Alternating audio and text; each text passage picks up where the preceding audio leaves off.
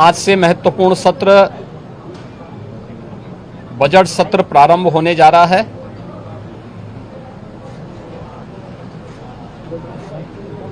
विधानमंडल की इस कार्रवाई में भाग लेने के लिए आए हुए सभी माननीय सदस्यों का मैं स्वागत करता हूं। वर्ष का जो प्रारंभिक सत्र होता है, यह राज्यों के अंदर महामहिम राज्यपाल जी के अभिभाषण से इस सत्र की शुरुआत होती है। इसके अलावा वर्ष भर के लिए राज्य सरकार का बजट भी इसी सत्र के दौरान पारित होता है। अन्य विधायी कार्यों के साथ ही जनहित से जुड़े हुए, राज्य के विकास से जुड़े हुए महत्वपूर्ण मुद्दों पर भी सदन में चर्चा होती है।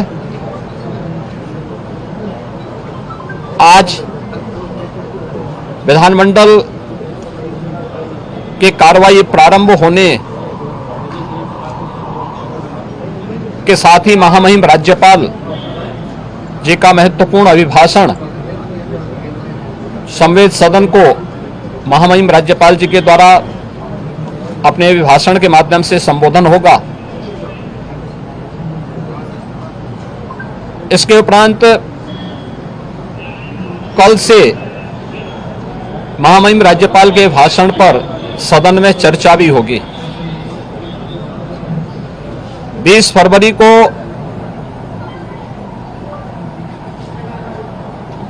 वर्ष 2025-26 का उत्तर प्रदेश का सामान्य बजट सदन में प्रस्तुत होगा। सदन 18 फरवरी से लेकर 5 मार्च तक के लिए प्रस्तावित किया गया है। उत्तर प्रदेश के इतिहास में ऐसे बहुत कम क्षण आए हैं जब इतने लंबे समय के लिए सदन आहूत किया गया हो, लेकिन सदन की कार्रवाई सुचारू रूप से संपन्न हो, यह केवल सत्ता पक्ष का ही दायित्व नहीं होता है, बल्कि विपक्ष का भी उतना ही महत्वपूर्ण दायित्व बनता है। सदन चर्चा परिचर्चा का एक मंच बने। उत्तर प्रदेश के विकास को लेकर के डबल इंजन की भारतीय जनता पार्टी की सरकार ने पिछले लगभग 8 वर्ष के अंदर जो प्रतिमान स्थापित किए हैं वह अभूतपूर्व है। उसकी झलक अभिभाषण के माध्यम से भी और सदन के अंदर चर्चा परिचर्चा के माध्यम से भी देखने को मिलता है।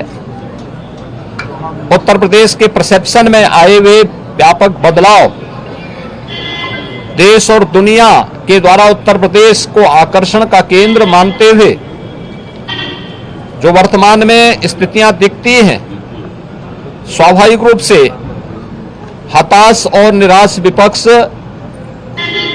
इन मुद्दों पर चर्चा करने से भागने का प्रयास करता है, सदन की कार्रवाई में बाधा पैदा करने का प्रयास करता है।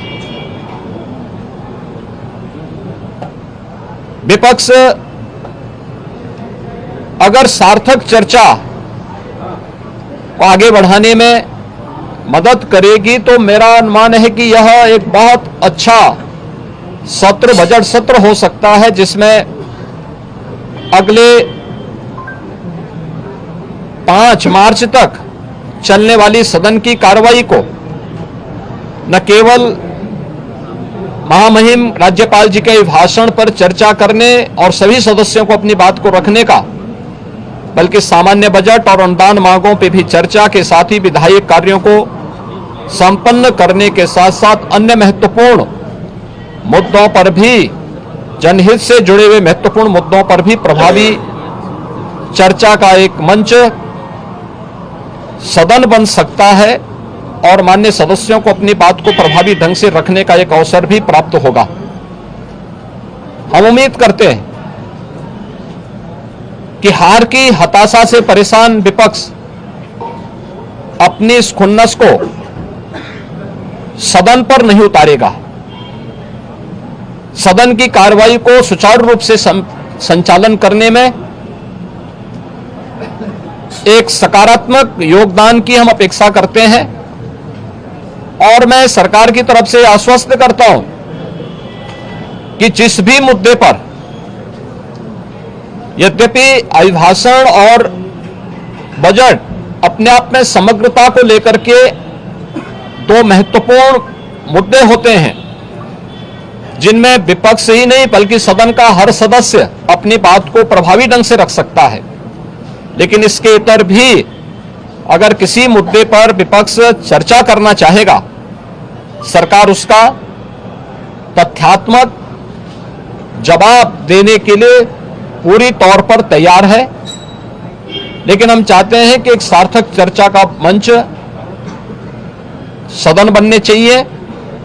आरोप प्रत्यारोप या फिर असंसदीय आचरण से इस समस्या का समाधान नहीं हो सकता है और मैं उम्मीद करता हूं कि महामहिम राज्यपाल के भाषण से उस सुदृढ़ और मर्यादित संसदीय आचरण की शुरुआत हम लोग विपक्ष के अंदर देखने का प्रयास करेंगे। उम्मीद करते हैं कि इस प्रकार का आचरण सभी माननीय सदस्यगण और खासतौर पर विपक्षी सदस्यगण सदन में दिखाएंगे, जिससे लोकतांत्रिक मूल्यों के प्रति आम जन की आस्था को और सुदृढ़ करने में मदद मिलेगी। मैं एक बार फिर से